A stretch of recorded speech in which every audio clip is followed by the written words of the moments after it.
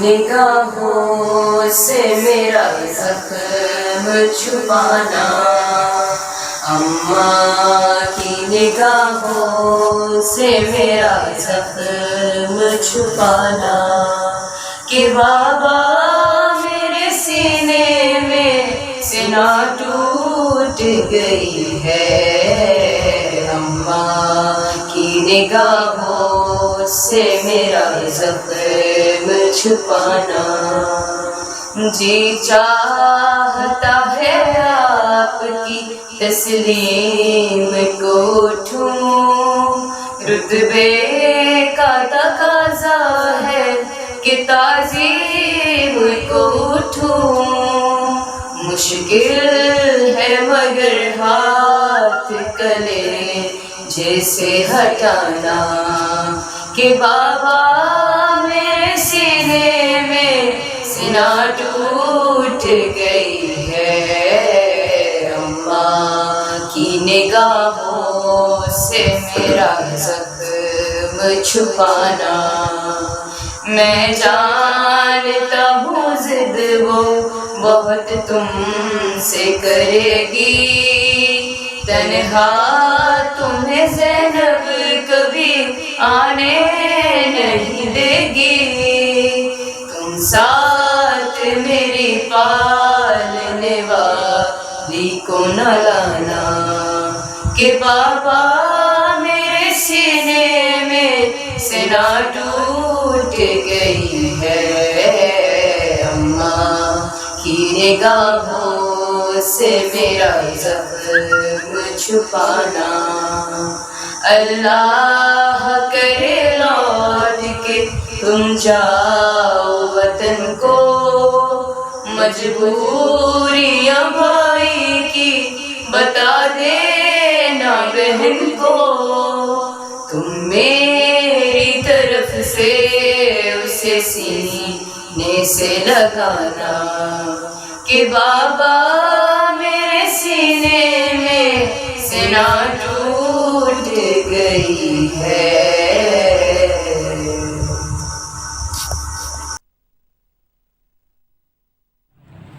اللہم صلی علی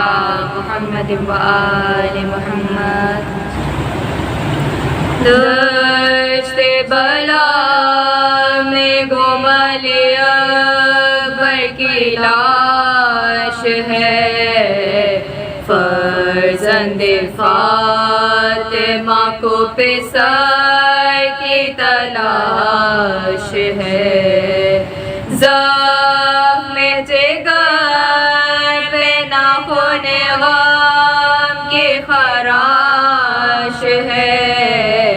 سنگ علم سے شیشہ دل پاش پاش ہے، بالوں کو غم ہے حرام درد مند ہے، ہر پیسہ کے گھر میں صدائے بلند ہے، ہر پیسہ کے گھر میں صدائے بلند ہے، اللہ رے جوش ماتم فرزند گلزار، غم سے سفید ہو گئی ریش خضاب دار، مثل کعبہ خمیدہ ہے شاہ فلک وقار، کھوئے ہوئے پیسر کے عالم میں ہے بے قرار، گھوڑے کی باگھ سے ہر بار گرتی ہے، سورج جوان بیٹے کی آنکھوں میں پھرتی ہے، سورج جوان بیٹے کی آنکھوں میں پھرتی ہے، اے عرض کرب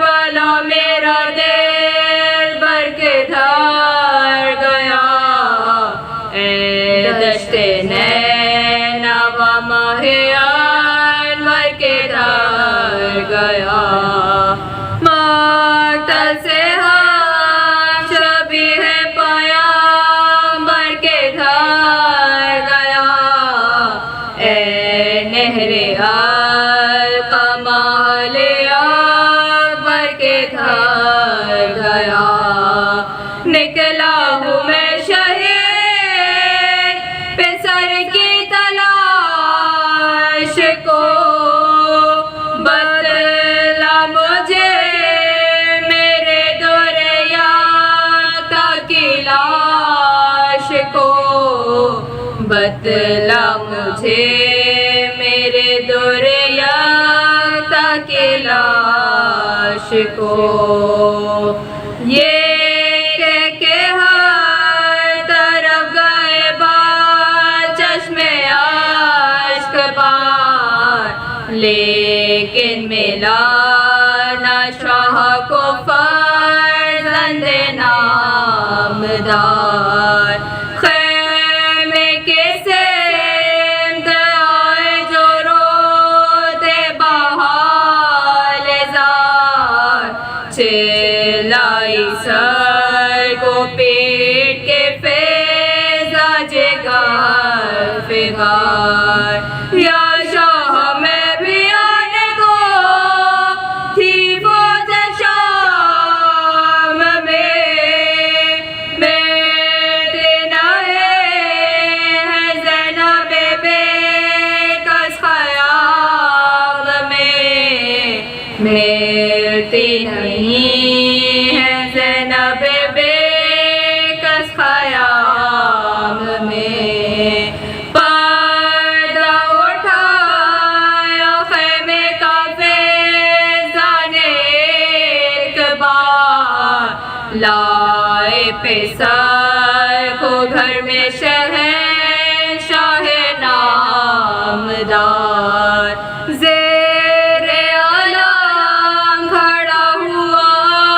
اکبر کا راہوار اور گرد پیٹنے لگی رانے بحال زار ایک حشر تھا کسی کو نہ اس وقت ہوش تھا گھوڑا بھی رو رہا تھا یہ ریقت کا جوش تھا گھوڑا بھی رو رہا تھا یہ ریقت کا جوش تھا دشت بلا میں اللہم صلی علی محمد وعلی اعوذ باللہ من الشیطان الرجیم بسم اللہ الرحمن الرحیم یا من ذکرہ شرفا للذاکرین یا من شکرہ فوزا للشاکرین یا من حمدہ عز للحامدین یا من تعتہ نجات للمطعین یا من آیاتہ برہانا للناظرین یا من کتابہ تذکرۃ للمتقین یا من رحمتہ قریب من المحسنین الحمد للہ رب العالمین الصلاة والسلام علی اشرف الانبیاء والمرسلین الملقب بطہ ویاسین الرسول الامجد والنبی المسدد وابی القاسم محمد اللهم صل على محمد وآل محمد وعجل فرجهم وآله الطيبين الطاهرين المعصومين المظلومين इन्नमा युरीदुल्लाहु लियुज़हिबा अन्कुम रिज्सा अहलल बैत व युतहिरकुम तत्हीरा। अल्लाहुम्मा सल्लि अला मुहम्मद व आलि मुहम्मद व अज्जिल फरजहुम। रब्बि इश्रह ली सदरी व यस्सिर ली अमरी वहलल उक़दतम मिन लिसानी यफ़क़हू क़ौली। अम्मा बाद फ़क़द क़ाल अल्लाह तबारक व तआला फ़िल क़ुरानिल मजीद वल फ़ुरक़ानिल हमीद। बिस्मिल्लाहिर्रहमानिर्रहीम। या अय्युहन नफ्सुल मुत्मइन्ना इरजिई इला रब्बिकी रादियतन मर्दिया फदखुली फ़ी इबादी वदखुली जन्नती। अस्सलामु अलैका या साहिब अस्र ज़मान, अस्सलामु अलैकी या फ़ातिमतुज़ ज़हरा, अज़ादारान इमाम हुसैन, अस्सलामु अलैकुम व रहमतुल्लाहि व बरकातुहू। हमारी मजलिसों का सिलसिला जो पहली मुहर्रम से जिसका आगाज़ हुआ था, और इस अशय अव्वल में हमने जिस मौजू का इंतखाब किया था क़याम इमाम हुसैन से ता क़याम इमाम मेहदी अलैहिस्सलाम, इस मौजू के सिलसिले की आज ये आखिरी गुफ्तगू है जो आपके साथ करने का शरफ़ हासिल कर रही हूँ, इस दुआ के साथ कि माबूद बरहक तुझे वास्ता है तेरी हुज्जत का। अब तक जो भी गुफ्तगू इस मौजू की रोशनी के हवाले से की है, माबूद बरहक सबसे पहले मुझे तौफीक दे कि जो कुछ मैंने अर्ज़ किया है उस पर अमल कर सकूं जैसा तू चाहता है, और जो हमारे नाज़रीन ने इस गुफ्तगू को तवज्जो के साथ सुना है, माबूद बरहक उनकी भी तौफ़ीक़ात में इजाफ़ा फरमा ताकि वो भी ज़िक्र रसूल और आले रसूल के ज़रिए से अपने किरदारों को संवार सकें, सुधार सकें। हम जैसे इब्तिदा से ये कोशिश और सही में लगे हुए हैं कि अपने आप को अपने वक्त के इमाम के क़याम के लिए तैयार कर सकें और अपनी फ़हम को, अपने ईमान को, अपने अमल को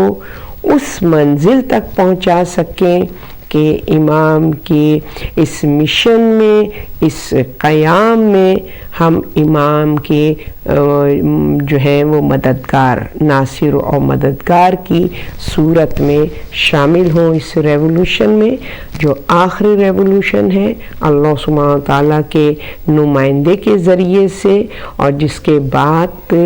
हक़ का बोलबाला होगा और बातिल नीस्तो नाबूद हो जाएगा। तो उसके लिए ज़ाहिर है कि हमारे पास बेहतरीन मिसाल अपने आप को उस रेवोल्यूशन के लिए तैयार करने के लिए इमाम हुसैन के क़याम की है, और उससे बेहतर और वाज़े तरीक़े से मुअस्सिर अंदाज से कोई भी क़याम हमको नज़र नहीं आता बाद अज़ रसूल। इमाम हुसैन के क़याम की तरफ जब हम नज़र करते हैं तो हम इस बात पर मुतवज्जे होते हैं कि सबसे पहले तो अपने अंदर ईमान का दिया इस तरीके से रोशन करना है कि उसका नूर हमारे आज़ा जवारे तक पहुँच सके और हम अमली मैदान में हक़ और हक़ानियत का परचम बुलंद करते हुए उतर सकें। और उसके लिए नेचुरली दीन हक़ पर ईमान मुस्तहकम और यकीन का होना बहुत ज़रूरी है। हम जब دین اسلام کی طرف متوجہ ہوتے ہیں کہ جو کہ ہمیں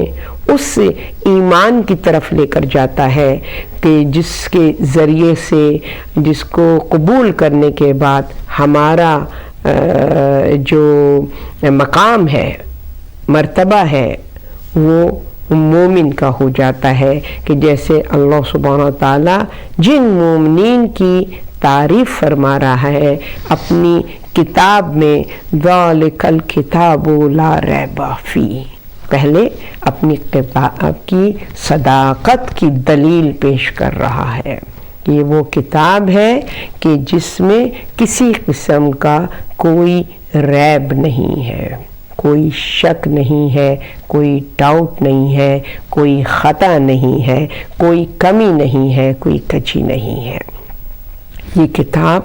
جو مجسم ہدی للمتقین ہے، تمام یہ ویسے تو ہدی للناس ہے، تمام انسانیت کو دعوت حق دیتی ہے، ہدایت کرتی ہے، ہدایت کی راہ کی طرف مدعو کرتی ہے، مگر اس سے فقط متقین، صاحبان تقوی، پرہیزگار، جن کے اندر اویئرنس ہو، حق و باطل کی نو ہاؤ ہو، تمیز ہو، فقط وہی لوگ ہیں جو اس ہدایت سے مستفید ہوتے ہیں، وہ صاحبان تقوی ہیں۔ اور پھر اس کے بعد وہ ان کے ایمان کی تعریف اس طریقے سے کرتا ہوا نظر آتا ہے، الذین یؤمنون بالغیب وَيُقِيمُونَ الصَّلَاةَ وَمِمَّا رَزَقْنَاهُمْ يُنْفِقُونَ۔ سب سے پہلی صفت جو بیان فرما رہا ہے مومنوں کی، صاحبان ایمان کی پہلی کوالٹی یہ ہے کہ وہ غیب پر ایمان رکھتے ہیں، یعنی جس کو انہوں نے مشہود،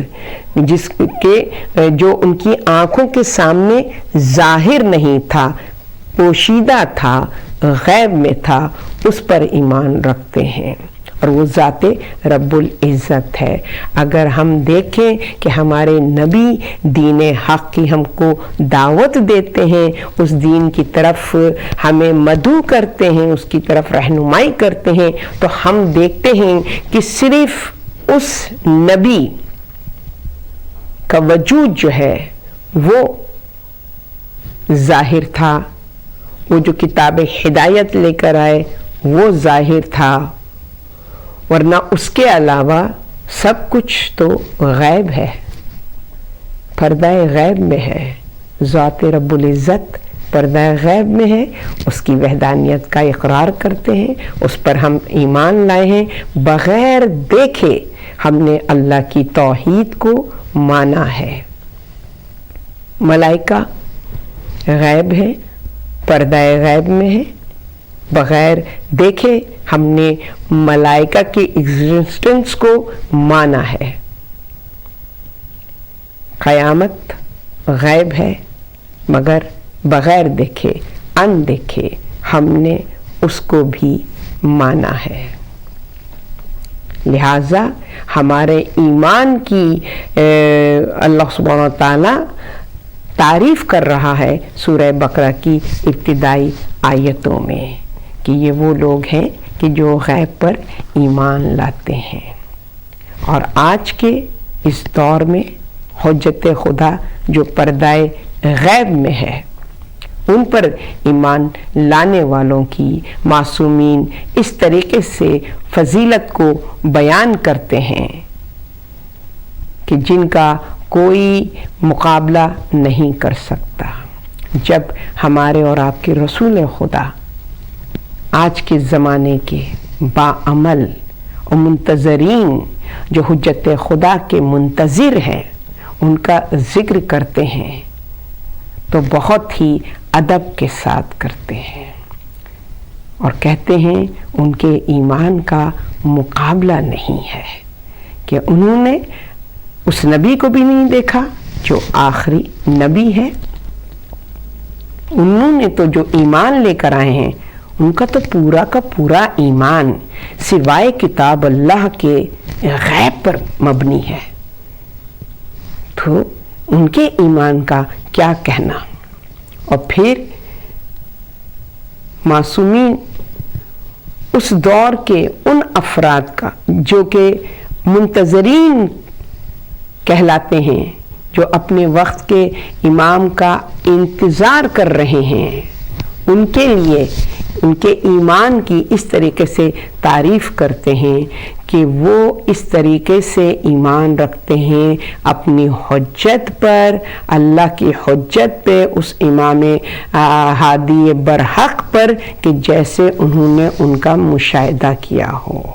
جن کو وہ حاضر دیکھ رہے ہیں. شہود کی منزل پر ان کا ایمان ہے کہ وہ دیکھ رہے ہیں. اور اسی طریقے سے ان کا جو حقیقی منتظر ہیں وہ قیامت پر بھی ایسے ہی ایمان رکھتے ہیں کہ جیسے قیامت ان کی نگاہوں کے سامنے ہے. وہ دیکھ رہے ہیں کہ وہ دن جو روز حساب و کتاب کا دن ہے،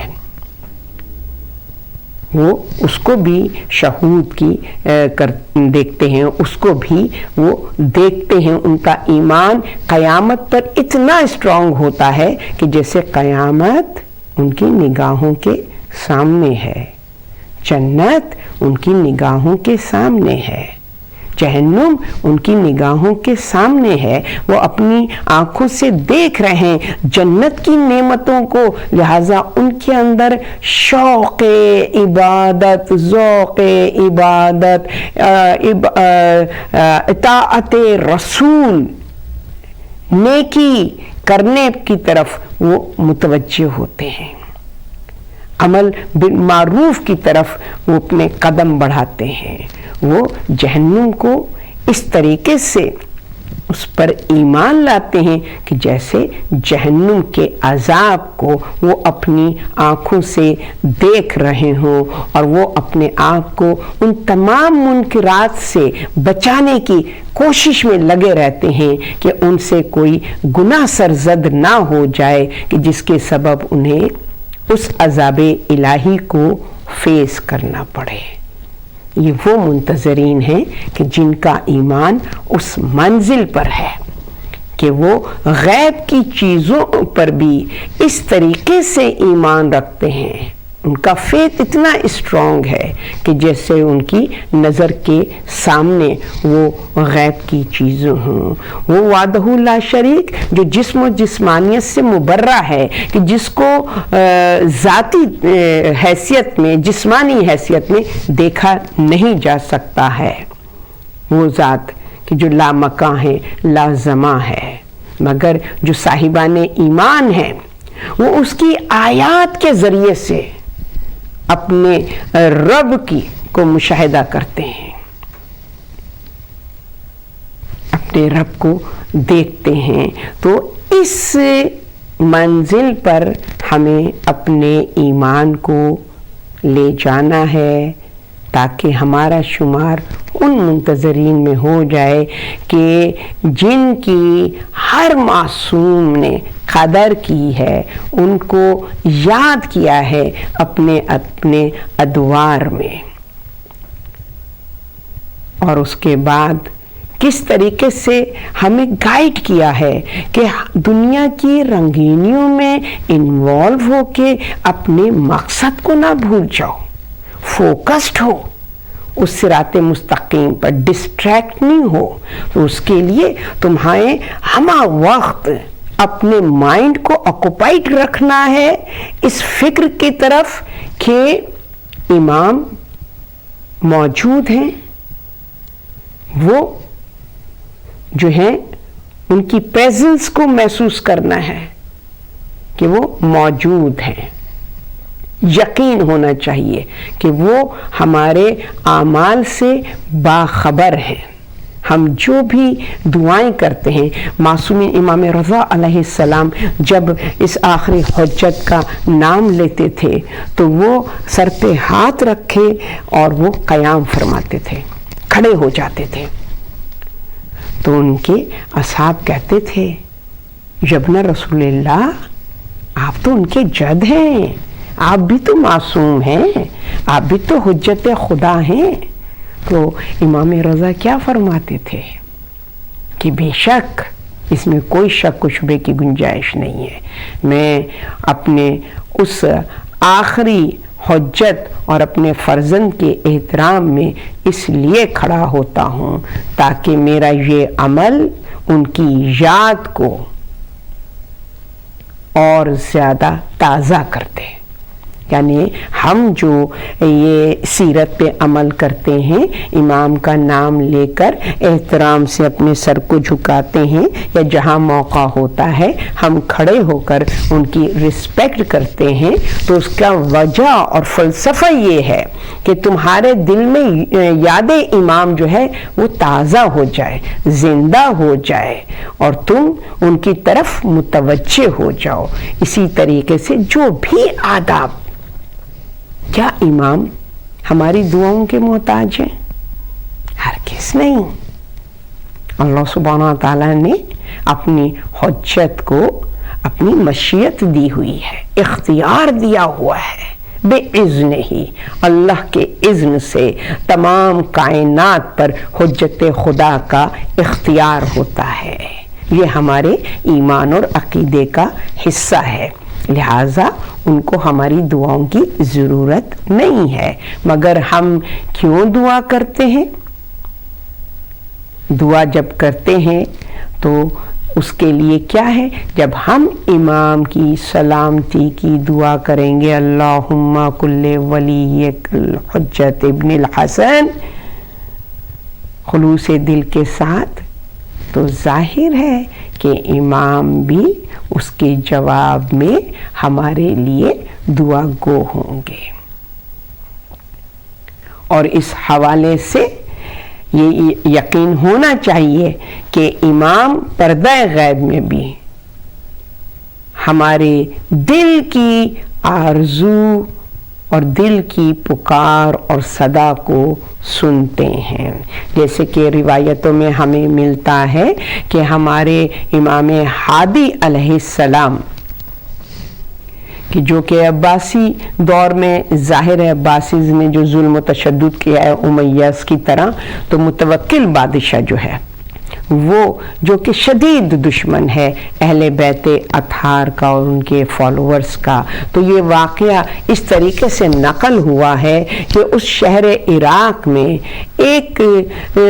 سنی مذہب سے تعلق رکھنے والا فرد آیا جس کا نام عبد الرحمن تھا، اور وہ آیا اس شہر میں، تو وہ بیان کرتا ہے کہ میں نے دیکھا کہ مجمع جو ہے وہ جمع ہو رہا ہے، اور یہ صدا دی جا رہی ہے کہ متوکل نے امام ہادی کو طلب کیا ہے، اور سب کو معلوم ہے کہ وہ شدید دشمن ہے فرزند رسول کا۔ تو عبد الرحمن کہتا ہے کہ میں نے دیکھا کہ ایک طرف سے ایک معصوم سا پر نور چہرہ، کم عمر ایک نوجوان جو ہے وہ چلا آ رہا ہے، اور متوکل کے درباری ان کو لے کر، متوکل کی طرف سپاہی ان کے لے کر ان کو جا رہے ہیں۔ تو کہتا ہے جب میں نے اس معصوم چہرے پر نگاہ کی تو میں نے پوچھا کہ یہ کون ہے، تو پتہ چلا یہ شیعوں کے امام ہادی ہیں۔ کہا یہ اتنا کم عمر پر نور چہرہ جس کے چہرے سے تقوی پھوٹ رہا ہے، ضیاء تقوی کی، اس کا دشمن؟ تو اس نے وہاں پر دعا کی کہ اے پالنے والے اس بچے کی حفاظت فرما، متوکل کے شر سے محفوظ فرما۔ وہ کہتا ہے کہ میں نے دعا کی، اور جب وہ افراد امام ہادی کو لے کر میرے قریب سے گزرے تو امام ہادی نے میرا نام لے کر مجھے مخاطب کیا اور کہا عبد الرحمن، بارگاہ رب العزت میں تیری یہ دعا قبول ہو گئی ہے، متوکل ابھی میرا بال بھی بیکا نہیں ہونے دے گا، مگر تو نے میرے لیے دعا کی ہے، لہٰذا میں تیرے حق میں 3 دعائیں کرتا ہوں۔ एक दुआ ये कि अल्लाह सुब्हानहू व तआला तुम्हारे रिस्क में इजाफा करे। दूसरी दुआ ये कि अल्लाह सुब्हानहू व तआला तुमको तवील उम्र अता करे। और तीसरी दुआ ये कि अल्लाह सुब्हानहू व तआला तुमको कसीर औलाद अता करे। अब्दुर्रहमान जो सुन्नी अकीदा रखता है, मगर इमाम के लिए फ़िरक़ों का फ़र्क मायनी नहीं है। जो भी इमाम की मार्फत को हासिल कर ले, इजहार मवद्दत करे, उसका ताल्लुक़ किसी भी स्कूल ऑफ थॉट से हो, इमाम के लिए वो एक मायने रखता है, एक मकाम रखता है। और अब्दुर्रहमान कहता है कि इमाम की इस दुआ का ये असर हुआ कि पहले तो वो हैरान हुआ कि जो दुआ मैंने दिल से की थी, ज़बान पे नहीं थी, मेरे दिल की चाहत थी, ये इस बच्चे तक वो दुआ कैसे पहुंची, इसको कैसे इल्म हुआ। इसी बात ने उसको मुतवज्जे कर दिया कि बेशक ये फर्जंदे रसूल, ये अल्लाह के नुमाइंदे हैं, ये अल्लाह के मुंतखब करदा बंदे हैं, ये अमरे इलाही हैं। लिहाजा कहता है कि मैंने वहीं पर जो है वो कलमा पढ़ा, अशहदु अन ला इलाहा इल्लल्लाह मुहम्मदुर रसूलुल्लाह अलीयुन वलीउल्लाह। और मैंने कहा मौला मैं भी अहले तशय्यो में शामिल होना चाहता हूँ। और फिर वो कहता है कि इमाम की दुआ का ये असर हुआ कि मेरे इलाके में मुझसे ज़्यादा सरवतमंद कोई फ़र्द नहीं था। मुझे अल्लाह ने इतनी तवील उम्र अता की और फिर मुझे 10 बेटे अता किए, सेहतमंद औलाद अता की। तो कहने का मतलब ये है, ये जो दुआएं हम इमाम की दराज़ी उम्र, उनकी सलामती के लिए हम अपनी ज़बान से जारी करते हैं, असल में इमाम फिर हमारी सलामती की दुआ करते हैं। और फिर ये दुआएं हमें अपने इमाम से कनेक्ट करती हैं, हमें हमारे इमाम की याद को ताज़ा कर देती हैं। इसीलिए अगर हम हक़ीक़ी मुंतज़िर हैं तो फिर हमें ये ईमान होना चाहिए कि इमाम मौजूद हैं, उनका ज़हूर होगा, वो प्रेजेंट हैं, मगर हमारी आँखों से डिसअपियर हैं। हम उनको देख नहीं सकते मगर वो मौजूद हैं। इस ईमान के साथ जब इंसान के अंदर ये यकीन होता है तो फिर उसका क्या होता है कि वो जब अपने दिन की आगाज़ करता है और नींद से बेदार होता है तो सबसे पहले वो ये अमल करता है कि इमाम के हुजूर सलाम करता है। जो हमारे मासूमीन ने हमें तालीम फरमाया है कि जब इंसान नींद से बेदार हो, यानी कि उसकी एक नई ज़िंदगी की इब्तिदा हो रही है, तो फिर उसको चाहिए सबसे पहले अपनी ज़बान पर कलमा तौहीद को जारी करे, क्योंकि एवरी डे ज़रूरी है तजदीद अहद करना कि ए रब हम तेरे बंदे हैं, तेरे मुती व फरमा बरदार हैं, तेरी इबादत करते हैं और तेरे हादियों का इत्तिबा करते हुए अपनी ज़िंदगी की, अपनी सुबह की इब्तिदा करते हैं। ये वो तमाम चीज़ें हैं जो हमें फोकस्ड रखती हैं, उस सिरात पे जो है वो कंटिन्यू रखती हैं। और फिर हमें जो उलमाए हक़ हैं वो हमें इस तरीके से हमारे अंदर अवेयरनेस पैदा करते हैं कि किस तरीके से तुमको जो है वो ये एहसास होना चाहिए कि तुम्हारे वक्त के इमाम मौजूद हैं और तुमने अपने आप को उनके क़याम के लिए, उस रेवोल्यूशन के लिए, उस इनकलाब के लिए तैयार रखना है। तो उसके लिए मासूमीन फरमाते हैं कि जो भी हकीकी मुंतज़िर है इमाम वक्त का, उस इंसान के अंदर یہ 5 چیزیں نہیں ہونی چاہیے۔ وہ 5 چیزیں کیا ہیں جو آج ہماری یہ سلسلہ گفتگو کی آخری، اس موضوع کی آخری مجلس ہے، لہٰذا جاتے جاتے میں کچھ پوائنٹس آپ کو اور دینا چاہوں گی کہ جو ہمیں موٹیویٹ کرنے کے لیے، پریپیئر کرنے کے لیے، امام کے سپورٹ کرنے کے لیے ہمیں جو ہے وہ مینٹلی اور فزیکلی تیار کر سکیں۔ تو اس کے لیے ظاہر ہے، پھر جب کربلا کو دیکھتے ہیں تو کربلا میں ہم دیکھتے ہیں کہ جب امام نے اعلان کیا قیام کا تو کچھ افراد ایسے تھے کہ جن کو امام کی معرفت تو تھی مگر امام کے قیام کا انہوں نے جو ہے اس پر اختلاف کیا، وہ راضی نہیں تھے، انہوں نے اختلاف کیا کہ مولا آپ یہ قیام کر کے کیوں فتنہ اور فساد برپا کرنا چاہتے ہیں؟ ذرا سوچئے، امام معلوم تھا ابن رسول اللہ ہیں، فرزند زہرا ہیں، مگر انہوں نے اختلاف کیا۔ دوسرا گروپ وہ تھا کہ جو کہ امام کی وہ جانتا تھا، مانتا تھا، مگر اس کے اندر سستی تھی، انقلاب کے لیے اس کا خون گرم نہیں تھا، وہ سست تھا، وہ ریولوشن کے لیے، قیام کے لیے میں انوالو ہونا نہیں چاہتا تھا، اس لیے اس نے امام کے قیام کی طرف اپنے آپ کو متوجہ نہیں کیا۔ تیسرا گروپ وہ تھا جو یہ کہتا تھا کہ امام صبر کیجئے، حالات خود بخود درست ہو جائیں گے۔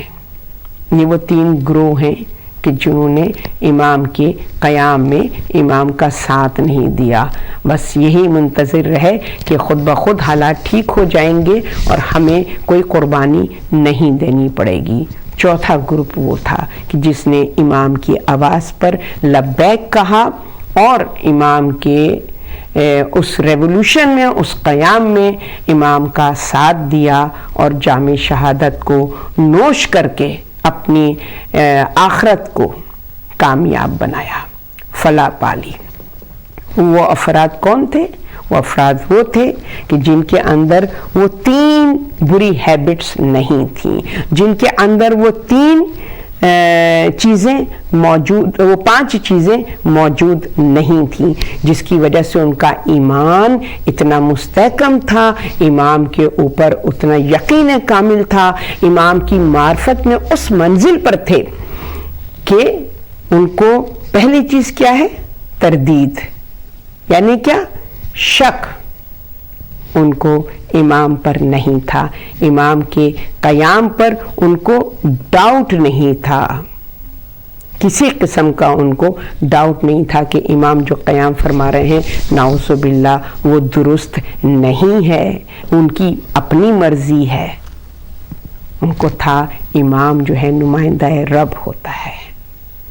لہذا امر الہی کو پیش نظر رکھتے ہوئے امام کا قیام جو ہے وہ امر الہی کے عین مطابق ہے، لہذا ان کے اندر شک ہرگز موجود نہیں تھا۔ دوسری چیز کہ جو کہ ان کے اندر موجود نہیں تھی، اعتراض، کرٹیسزم، کہ امام کے ایکشن پر آبجیکشن کرنا، امام کے ایکشن پر اعتراض کرنا، ان کا ایمان اس منزل میں تھا۔ ہمیں روایتوں میں پتہ چلتا ہے کہ جب ایک مرتبہ رسول خدا مال غنیمت ڈسٹریبیوٹ کر رہے تھے تو مسلمانوں نے کہا رسول اللہ عدل کے ساتھ، رسول اللہ عدل کے ساتھ، رسول اللہ عدل کے ساتھ۔ رسول مسکرائے، کہا تم مجھے بتاؤ گے عدل کسے کہتے ہیں؟ اگر میں عادل نہیں ہوں تو اس آسمان کے نیچے مخلوق میں کوئی بھی عادل ہو نہیں سکتا۔ تو دوسری چیز جو ہے کہ اعتراض نہیں ہے امام کے اوپر۔ تیسری چیز پیش قدمی، کہ امام کے آگے، امام کے ڈیسیژن کے آگے لا تقدموا بین ید اللہ و رسولہ، امر الہی کے آگے اپنے ارادے کو یا اپنی رائے کو مقدم جانا، یہ ان کے اندر منتظرین، جو حقیقی منتظرین، ان کے اندر یہ چیز موجود نہیں ہوتی ہے۔ پھر چوتھی چیز جو ہے وہ کیا ہے کہ کوئی وہ جسٹیفیکیشن نہیں ہے، اگر حکم دے دیا گیا ہے تو پھر اس کی تعمیل ہے، اس میں کوئی عذر نہیں پیش کرنا ہے، کوئی آپ نے جو ہے وہ ایکسکیوز نہیں کرنا ہے، کوئی جسٹیفیکیشن نہیں ہے، نہیں، حکم امام پر سر تسلیم خم ہے۔ پانچویں چیز کہ جو ہمارے اندر موجود نہیں ہونی چاہیے وہ کیا ہے کہ بحث نہیں کرو اللہ کے نمائندے سے، آرگیو نہیں، جو کہہ دیا امنا صدقنا، مان لیا، کیونکہ یہ اس کے نمائندے ہیں جو امر الہی کو مد نظر رکھتے کر جب ہوتا ہے حکم رب تو صلح کرتے ہیں، جب ہوتا ہے حکم رب تو قیام کرتے ہیں، یہ جو کرتے ہیں رضائے رب پر بے اذن ہی اللہ کے اذن پر کرتے ہیں۔ اور ہم دیکھتے ہیں کہ کربلا میں ہمیں وہ تمام جانثار اس جذبے سے سرشار نظر آتے ہیں کہ جہاں حق دیکھ رہے ہیں کہ مولا کے قیام میں حق ہے تو جوان علی اکبر 18 برس کے کہتے ہیں بابا موت مجھ پر آ گرے یا میں موت پر آ پڑوں، ایک قدم بھی پیچھے نہیں ہٹوں گا، حق کی راہ سے اپنے قدم کو پیچھے نہیں ہٹاؤں گا، اذن جہاد چاہتا ہوں تاکہ میں حق کی راہ میں اپنی جان دے سکوں۔ امام حسین نے اپنے کڑیل جوان 18 برس کے فرزند کا یہ جذبہ شجاعت، یہ یقین دیکھا اور آپ نے خوشی خوشی حضرت علی اکبر کو اجازت دے دی۔ روایتوں میں پتہ چلتا ہے کہ جب افراجی یزیدی نے جنگ کا آغاز کیا تھا تو امام چاہتے تھے کہ پہلا مجاہد جو میرے خیام سے مقتل کی طرف آئے، رن کی طرف آئے، جہاد کے لیے جائے، وہ میرا فرزند ہو، مگر اصحاب نے جانے نہیں دیا۔ اور پھر اس کے بعد ارادہ کیا تو بنی ہاشم کے ان افراد جانثاروں نے عذر کیا کہ مولا ہمارے ہوتے ہوئے ہمیں پہلے اجازت دیجیے۔ پھر وہ وقت آیا جب سب شہید ہو گئے۔ حد یہ ہے عباس علم بردار بھی شانے کٹا کے نہر فرات کے کنارے جام شہادت نوش فرما گئے۔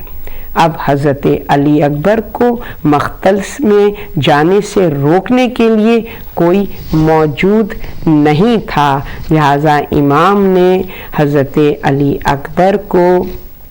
مقتل میں جانے کی اجازت دی۔ ہاں ایک بیوی ضرور تھی کہ جس کے لیے یہ بات بہت گراں تھی کہ میرے بھائی کا کڑیل جوان علی اکبر اس عمر میں جام شہادت نوش کرے، لہذا جناب زینب کا گریہ جو فلک شگاف تھا۔ روایتیں بتاتی ہیں 2 مجاہد 2 فرد خیام حسینی سے جب مقتل کی طرف آئے ہیں تو ان کے آنے میں دیر لگی ہے، ایک علی اکبر دوسرے امام حسین۔ حضرت علی اکبر جب ارادہ کرتے ہیں ناقے پر سوار ہونے کے لیے جناب زینب تڑپ جاتی ہیں۔ آخر حضرت علی اکبر نے اپنی پھوپھی کو سمجھایا، پھوپھی اماں مجھے اجازت دے دیجئے۔ بالآخر جناب زینب نے اجازت دے دی۔ امام مظلوم نے حضرت علی اکبر کو خود ناقے پر سوار کیا اور یہ کہہ کے مقتل میں بھیجا، اے پالنے والے گواہ رہنا، میں اپنے یوسف کو تیری راہ میں قربان کرنے کے لیے بھیج رہا ہوں خوشی کے ساتھ، مگر غم صرف اس بات کا ہے کہ میرا فرزند شبیہ رسول ہے، نانا سے اس کی شکل کو تشبیہ تھی اور میں نانا کے فراق میں جب گریہ کرتا تھا تو اس کے چہرے کی زیارت کرتا تھا، میری تڑپ میں کمی آ جاتی تھی۔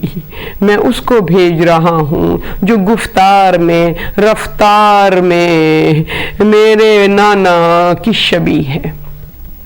حضرت علی اکبر मैदान जंग में गए, जिहाद किया, लाशों के ढेर, दुश्मना ने अफवाज यजीदी के लाशों के ढेर लगा दिए। ऐसी जंग की अली के पोते ने। और फिर उसके बाद जब अफवाज यजीदी हज़रत अली अकबर के हमले के खौफ में दूर हो गई तो हज़रत अली अकबर फातेह बन के एक मर्तबा खेमे की तरफ बढ़े और अपने बाबा से अर्ज़ की, बाबा अगर एक कतरा पानी का मिल जाता, फिर आप देखते कि आपका ये कड़ियल जवान किस तरीके से जंग करता है। मजलूम इमाम ने सर को झुका के कहा, बेटा तेरा बाबा इतना गरीब है कि एक कतरा पानी भी इस वक्त तेरी ख्वाहिश को पूरा नहीं कर सकता। हाँ, सिर्फ इतना कर सकता हूँ कि अपनी ज़बान तेरे मुंह में डालूं ताकि तुझे कुछ तस्कीन हो जाए। बस अज़ादारान इमाम हुसैन, मजलूम इमाम ने अपनी सूखी ज़बान अपने कड़ियल जवां के मुंह में डाली। भाई बेटा तड़प गया, कहने लगा, बाबा आपकी ज़बान पर तो कांटे हैं, आपकी ज़बान मेरी ज़बान से ज़्यादा सूखी है। लिहाजा अली अकबर एक मर्तबा फिर रन की तरफ बढ़े। रिवायतें कहती हैं कि अब जो दोबारा रन की तरफ गए हैं तो मौला हुसैन ने कहा, बेटा अली अकबर ज़रा अपने अलम को नीचा कर दो। हज़रत अली अकबर ने नीचा किया। मजलूम इमाम ने हज़रत अली अकबर के अलम पर लिखा, इन्ना लिल्लाही व इन्ना इलैहि राजिऊन। अब जो अली अकबर जंग के लिए मैदान में गए हैं तो पलट कर नहीं आए। अफवाज यजीद ने मिलकर हमला किया। हज़रत अली अकबर के सीने पर जहर से भुजा हुआ खंजर इस तरीके से पेवस्त किया कि अली अकबर अपने नाके पर सवर न सका और जमीन पर गिरे तो उस खंजर उस बर्छी की अनी ने हज़रत अली अकबर के कलेजे को टुकड़े टुकड़े कर दिया। अज़ादारान इमाम हुसैन अर्ज़े करबला पर जवां अली अकबर एड़ियां रगड़ रहा है और कह रहा है, अस्सलामु अलैका या अबा अब्दुल्लाह, बाबा अपने बेटे का आखिरी सलाम कबूल करे, बस ये सुनना था। मौला ने खेमे से कदम बाहर निकाले। अर्ज़े करबला पर अली अकबर की आवाज का ताक़ुब किया। गर्दो गुबार में, अफवाज यजीदी के शोर और वलवले में अल्लाह अकबर हज़रत अली अकबर की सदा इमाम को नहीं सुनाई दे रही थी। कहने लगे, अली अकबर एक बार फिर पुकारो, ज़ईफ़ बाप है, जवां बेटे के लाशे पर पहुंचना है। कभी वो आगे बढ़ते हैं, हबीब इब्न मज़ाहिर को याद करते हैं, अब्बास को पुकारते हैं, ए भाई अब्बास आओ, जवां बेटे का लाशा नजर नहीं आ रहा। अल मुख्तसर मजलूम इमाम अली अकबर के लाशे के करीब पहुंचते हैं, देखते हैं जवां बेटा एड़ियां रगड़ रहा है, आंखों से अश्क जारी है। मेरा मजलूम इमाम अपने बेटे का सर अपने जानू पर रखते हैं, पूछते हैं, ए बेटा बहुत तकलीफ है, जिगर में जख्म बहुत गहरा है, तकलीफ ज़्यादा है। कहा, बाबा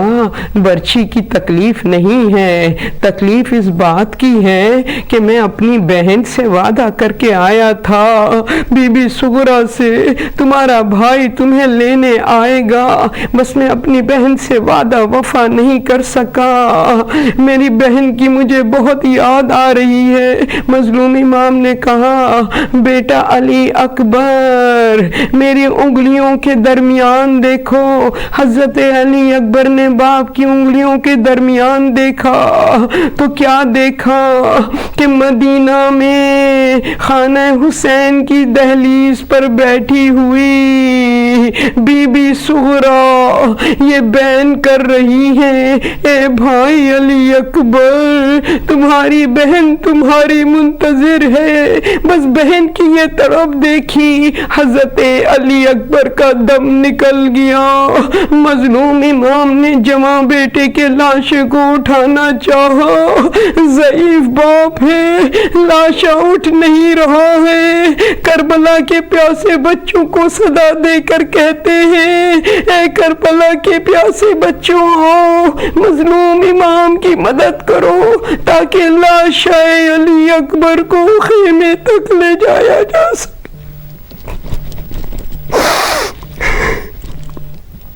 اللہ لعنت اللہ علی قوم الظالمین۔ معبود برحق ہمارے ان آنسوؤں کو اپنی بارگاہ میں قبول و مقبول فرما، ان آنسوؤں کے ذریعے سے ہمارا تزکیہ نفس فرما، ہمارے گناہان کبیرہ اور صغیرہ کو معاف فرما، بالخصوص ان گناہوں کو معاف فرما جن کی وجہ سے ہماری دعائیں مستجاب نہیں ہوتی۔ رب اجعلنی مقیم الصلاۃ ومن ذریتی، معبود برحق ہم کو اور ہمارے اولاد کو صوم و صلاۃ کا پابند بنا۔ بیمار کربلا کی توق و زنجیر کا واسطہ جو جو بیمار ہیں انہیں صحت کاملہ و عاجلہ عطا کر دے۔ معبود برحق تمام مرحومین کی مغفرت فرما، بالخصوص ان مرحومین کی جن کے خانوادے ہدایت ٹی وی کی مجلسوں کو اسپانسر کر رہے ہیں۔ مسلمانوں کو عمل صالح کرنے کی توفیق عطا کر۔ جناب زینب و ام کلثوم کی بے ردائی کا واسطہ ہماری بیٹیوں کی عزت و آبرو کی حفاظت کر، ہمارے پردے کی حفاظت کر۔ معبود برحق جلد از جلد امام برحق کا ظہور فرما اور ہم کو ان کے ناصران و مددگار میں شامل فرما۔ یا اللہ یا اللہ یا اللہ یا رحمن یا رحیم یا مقلب القلوب ثبت قلوبنا علی دینک۔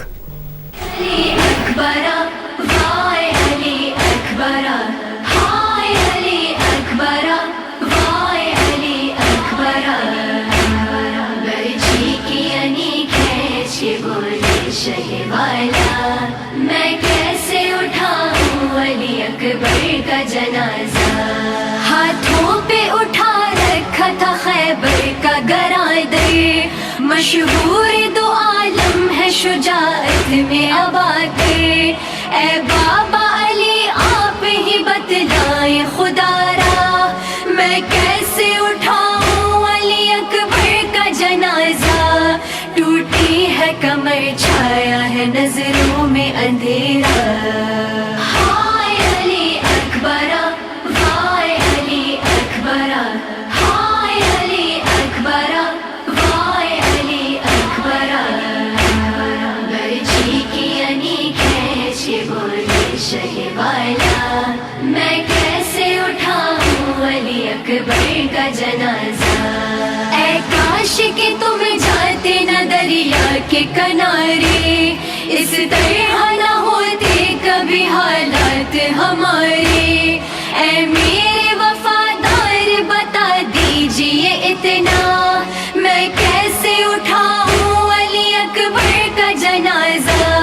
ٹوٹی ہے کمر چھایا ہے نظروں میں اندھیرا، ہائے علی اکبرا وائے علی اکبرا، ہائے علی اکبرا وائے علی اکبرا، برچی کی انی کھینچ بولے شہ والا، میں کیسے اٹھاؤں علی اکبر کا جنازہ، اماں تیرے بیٹے پا قیامت کی گھڑی ہے، جلتی ہوئی ریتی پہ جوان لاش پڑی ہے، طاقت بھی نہیں دیتی ہے اب ساتھ ہمارا، میں کیسے اٹھاؤں علی اکبر کا جنازہ، ٹوٹی ہے کمر چھایا ہے نظروں میں اندھیرا، ہائے علی اکبرا وائے علی اکبرا، ہائے علی اکبرا وائے علی اکبرا، برچی کی انی کھینچ بولے شہ والا، میں کیسے اٹھاؤں علی اکبر کا جنازہ، آنکھوں سے یہی سوچ کے آنسو نہیں رکتے، کیا ہوگا اگر دیکھ لیا بنت علی نے، برچھی میں ہے لپٹا ہوا اکبر کا کلیجہ، میں کیسے اٹھاؤں कमर छाया है नजरों में अंधेरा। हाय अली अकबरा, वाय अली अकबरा, हाय अली अकबरा, वाय अली अकबरा। बरछी की अनी खींच के बोले शहवाला, मैं कैसे उठाऊं अली अकबर का जनाजा।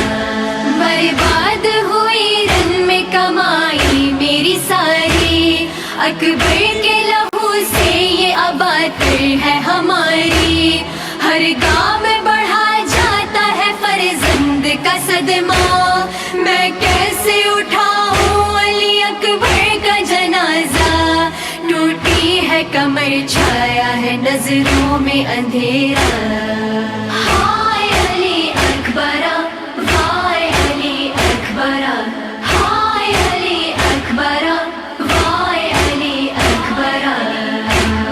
बरछी की अनी खींच के बोले शहवाला, मैं कैसे उठाऊं अली अकबर का जनाजा।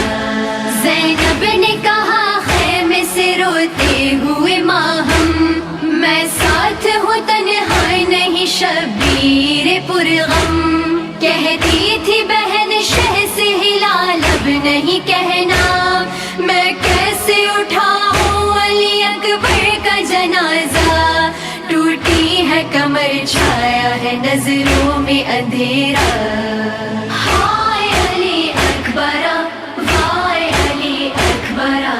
हाय अली अकबरा, वाय अली अकबरा। बरछी की अनी खींच के बोले शहवाला, मैं कैसे उठाऊं अली अकबर का जनाजा। मैं कैसे उठाऊं अली अकबर का जनाजा।